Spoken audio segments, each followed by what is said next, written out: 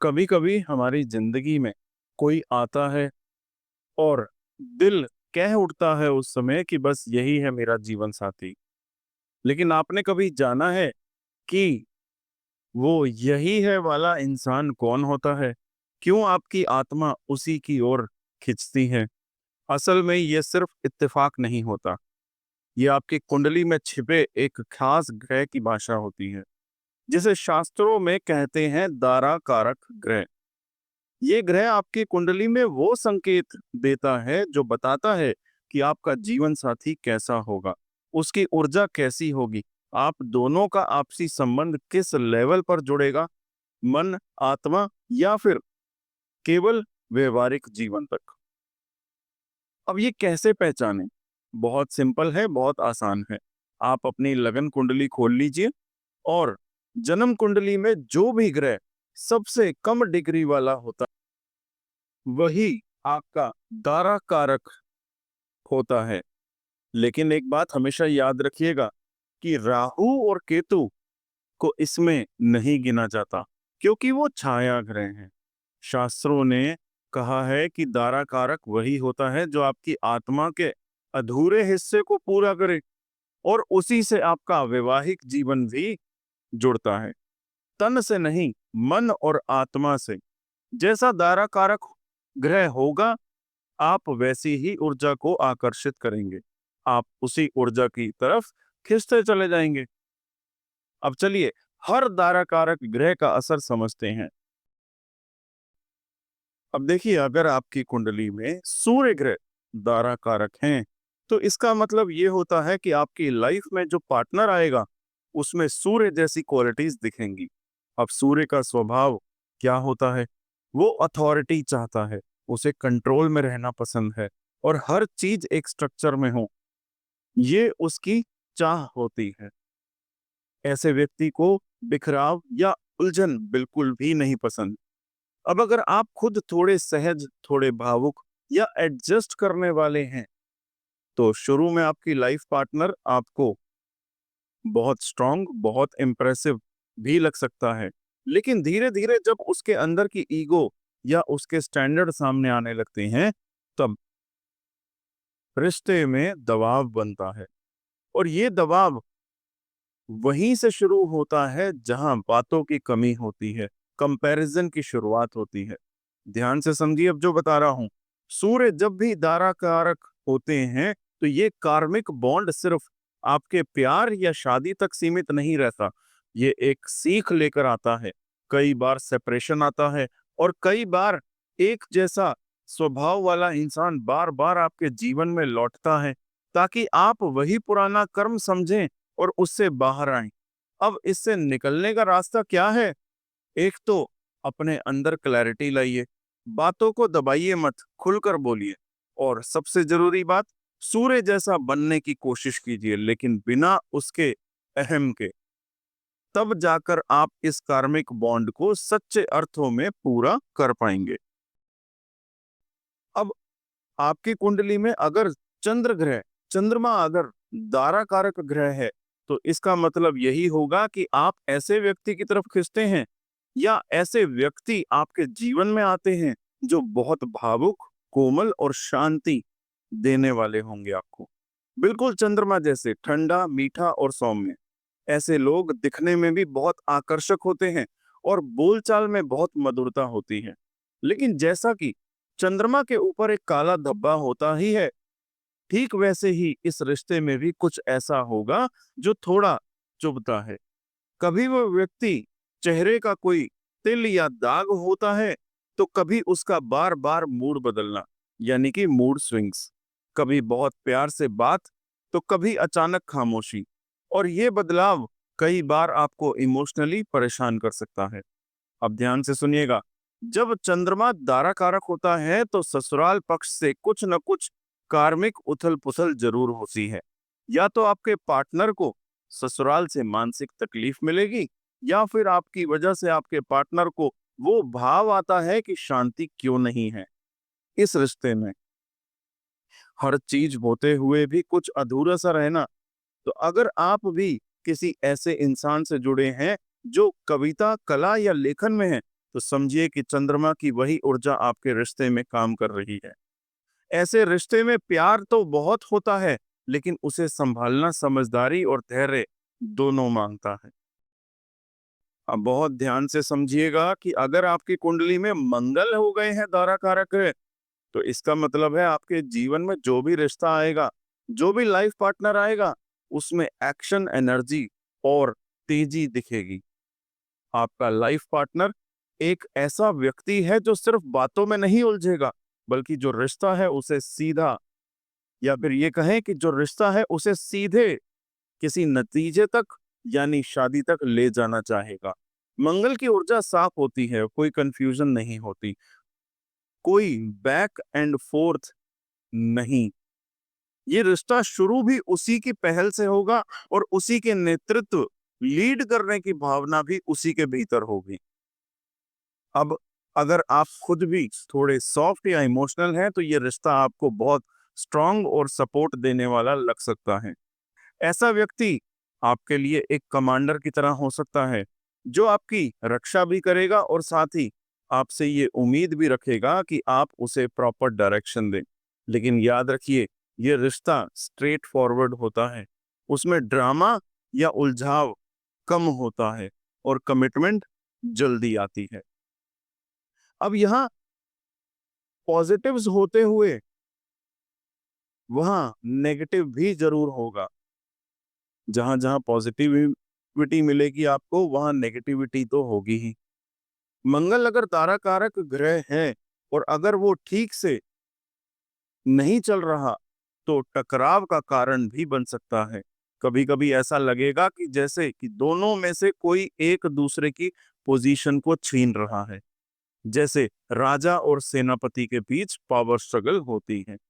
और यहाँ सबसे बड़ी मुश्किल आती है जब मन में यह सवाल उठने लगे कि इससे शादी करने के बाद मेरी ग्रोथ क्यों रुक गई, या मेरी पावर क्यों कम हो गई। यही सवाल रिश्तों के अंदर से खा जाता है। इसीलिए अगर मंगल की ऊर्जा एग्रेसिव या ईगो से भरी हुई है, तो रिलेशनशिप में अननेसेसरी क्लैशेस आएंगे। उपाय भी है, जैसे कि मंगल दोष की शांति से समाधान करना और अपनी एनर्जी को सही दिशा में लगाना। तो अगर आपके जीवन में मंगल दारा कारक है, तो अपने अंदर की लीडरशिप को पहचानिए, लेकिन उसे प्यार और समझ के साथ बैलेंस करना भी सीखिए। तभी मंगल आपके रिश्ते को मजबूत बनाएगा, ना कि जला देगा। बुध आपके दारा कारक ग्रह हैं, तो इसका मतलब सीधा है, स्ट्रेट फॉरवर्ड है। आपकी लाइफ में जो भी रिश्ता आएगा, वो सिर्फ भावनाओं से नहीं चलेगा। वहां बातचीत जरूरी है, बोलचाल जरूरी है। बातचीत ही उस रिश्ते की जान होगी। और अगर बातें बंद हो जाएं, तो रिश्ता भी खत्म।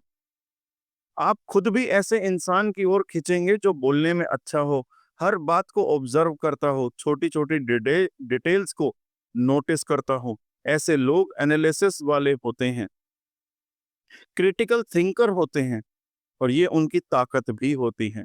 और हाँ, उनके अंदर चार्म भी बहुत होता है, लेकिन वो चार्म सिर्फ चेहरे का नहीं होगा, बल्कि उनके अंदाज, उनकी बातें, उनकी बुद्धिमत्ता से आएगा। वो चाहे दिखने में छोटे लगें या परिवार में सबसे छोटे हों, लेकिन उनकी बातों में ऐसा जादू होगा कि आप पूरी तरीके से उन्हीं के इन्फ्लुएंस में आ जाएंगे। अब बुद्ध की सबसे अच्छाई ये होती है कि ऐसा व्यक्ति कम्युनिकेशन बनाए रखता है, वो बातों से कनेक्ट बनाए रखता है, लेकिन उसकी एक कमजोरी भी होती है। जब तक आप उस रिश्ते में कुछ नया, कुछ वैल्यूएबल, कुछ एक्साइटिंग देते रहेंगे, तब तक सब कुछ ठीक चलेगा। लेकिन जैसे ही वो देना रुका, रिश्ता भी धीरे धीरे फेड होने लगेगा। ये रिश्ता इमोशनल कम, समझदारी पर ज्यादा टिकता है। थोड़ा डिप्लोमेसी वाला भी होगा, लेकिन बुद्ध का रिश्ता खाली नहीं आता। शादी के बाद ग्रोथ दिखाता ही दिखाता है। तो ये रिश्ता आपके जीवन में एक बुद्धिमान साथी तो लाएगा, साथ में आपकी लाइफ में नई दिशा, नई रफ्तार भी लाता है। बस आपको उसके साथ बुद्धि और थोड़ी आजादी दोनों से चलना आना चाहिए।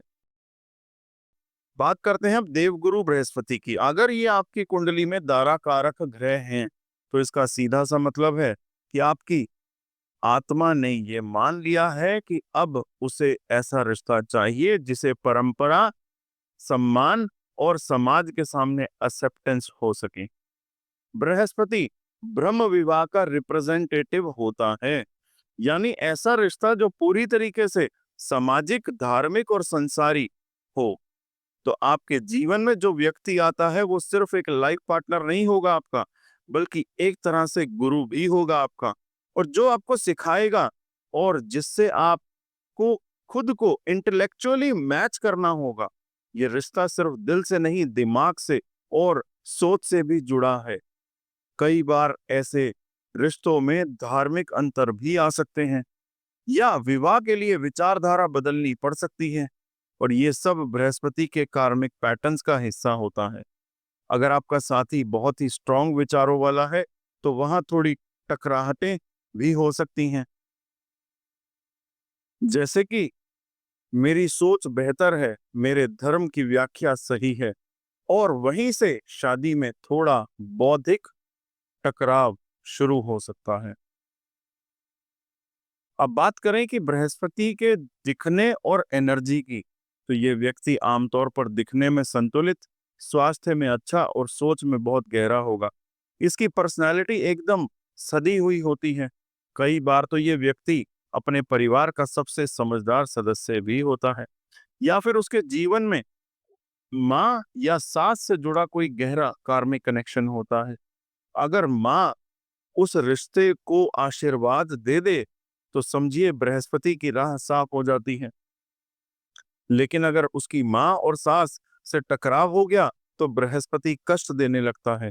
और हाँ, बृहस्पति के अंदर एक गुप्त पक्ष भी होता है, जिसे पास्ट लाइफ रिलेशनशिप या छिपी हुई इमोशनल बैगेज सामने आ सकती है। इसीलिए यह जरूरी है कि आप इस रिश्ते में पूरी पारदर्शिता और ईमानदारी जरूर रखिएगा।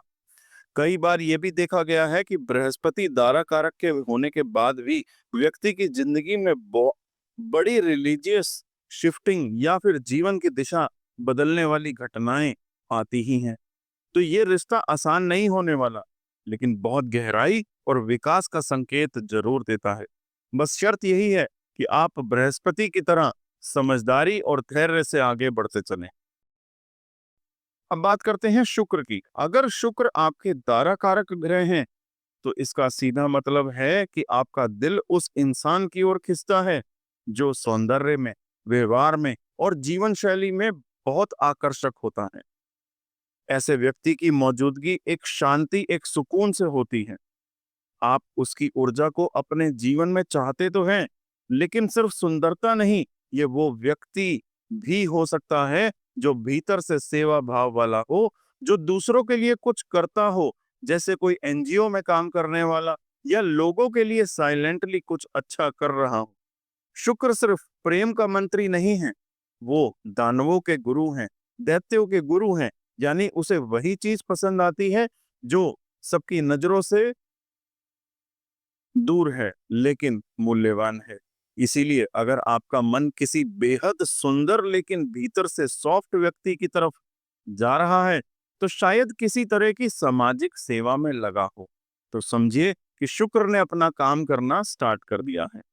अब इस ऊर्जा के कुछ नेगेटिव पक्ष भी होंगे, जैसे अगर ये शुक्र अशुद्ध हो गया या राहु केतु से ग्रस्त हो गया तो ये रिश्ता शारीरिक आकर्षण तक ही सीमित रहेगा और वहीं से थकावट और थकान शुरू होगी। कई बार यह भी देखा गया है कि ऐसा रिश्ता पूरी तरीके से आपकी तपस्या बन जाता है। आप उसके पीछे भागते रहते हैं लेकिन बात बनते बनते रह जाती है। आपको धैर्य रखना होगा। और एक और बात, ऐसे रिश्तों में अक्सर ससुराल पक्ष का सहयोग थोड़ा कम मिलता है। शायद आप दो लोगों के बीच में प्यार में तो होंगे, लेकिन परिवार से एक्सेप्टेंस मिलने में वक्त लगेगा। फिर भी शुक्र में यह खासियत है कि अगर वह शुभ हो तो वो एक नहीं कई रिश्ते दे सकता है और उन्हें निभा भी सकता है। अब आते हैं शनि महाराज के ऊपर, कि अगर शनि महाराज आपकी कुंडली में दारा कारक ग्रह हैं तो आपकी आत्मा उस जीवन साथी की ओर खिंचेगी जो परिपक्व हो, न सिर्फ उम्र से बल्कि सोच से, जिम्मेदारी से, अपने जीवन के प्रति ईमानदारी से। आप ऐसे इंसान की तलाश में रहते हैं जो स्थिर हो, भरोसेमंद हो, जो आपकी जिंदगी में एक स्थायी आधार बन सके। शनि वाले रिश्तों में जल्दबाजी नहीं होती। जहां स्थायित्व चाहिए, कमिटमेंट चाहिए और एक सेंस ऑफ रिस्पॉन्सिबिलिटी चाहिए। और यही वजह है कि शनि को हमेशा देर से फल देने वाला ग्रह माना जाता है। जबकि शनि दाराकारक ग्रह होते हैं आपकी कुंडली में, तो आपके रिश्ते जल्दी बनेंगे भी नहीं। लेकिन जो भी रिश्ता बनेगा वो आपकी आत्मा को किसी बड़ी जिम्मेदारी से जोड़ देगा। और अक्सर देखा गया है कि ऐसा व्यक्ति करियर और सिक्योरिटी को लेकर बहुत स्पष्ट सोच रखता है। अगर सामने वाला फाइनेंशियली स्टेबल नहीं है, इमोशनली ग्राउंडेड नहीं है, तो वहां से दिल हटने लगेगा। अब इसकी नेगेटिविटी और नेगेटिव पहलुओं को जान लीजिए कि शनि का बचपन दुखों से भरा हुआ, माता पिता के बीच संघर्ष, पहचान की कमी, और यही पीड़ा उसके अंदर घर कर जाती है। तो जब शनि दाराकारक ग्रह होते हैं, तो आप खुद भी या तो उस व्यक्ति को ढूंढते हैं जिसके जीवन में कोई अधूरी कहानी है, या फिर आप खुद किसी अधूरे अनुभव के कारण उस रिश्ते में जाते हैं। कई बार आप ऐसे रिश्तों में फंस सकते हैं जहां सामने वाला इमोशनली अवेलेबल नहीं होता, और तब आप सोचते भी हैं कि मैं क्यों सह रहा हूं ये सब। लेकिन यहीं से शनि आपको सिखाते हैं कि रिश्ते केवल प्रेम से नहीं, कर्तव्य और धैर्य से निभाते हैं। अगर आपकी कुंडली में शनि वक्री हैं या राहु केतु की दृष्टि में है, तो रिश्तों में बार बार ब्रेक आ सकती है, और हो सकता है कि पहला रिश्ता टिक ही ना पाए। इसलिए ऐसे समय में आपको सब्स्टिट्यूट नहीं, समाधान ढूंढना चाहिए। भागिए मत, शनि से बात करिए, उसे समझिए, तभी ये रिश्ता जीवन का सबसे मजबूत रिश्ता बन पाएगा। तो अब आपने ये पूरा विषय को समझा कि क्या है दाराकारक ग्रह का प्रभाव और क्या होता है इससे, और ये कैसे आपके जीवन साथी की ऊर्जा को दर्शाता है। ये एक ऐसा दर्पण, एक ऐसा आईना है जो ये दिखाता है कि आपका मन, आपकी अपनी आत्मा, आपके अपने लाइफ में किस तरह के व्यक्ति की ओर नेचुरल रूप से आप अट्रैक्ट होते हैं, आकर्षित होते हैं। शास्त्रों में इसे आत्मा की पूर्ति का माध्यम माना गया है। इस ज्ञान को अपने जीवन में उतारिए, और अगर आपने यहाँ कुछ सीखा, कुछ महसूस किया, तो इसे दूसरों तक भी पहुंचाइए। लाइक करिए, शेयर करिए, क्योंकि हो सकता है कि किसी और के जीवन में ये रोशनी बन जाए। और सब्सक्राइब तो जरूर कर लीजिएगा, क्योंकि हम यहाँ मिलते रहेंगे ज्ञान की इस यात्रा में साथ साथ चलने के लिए।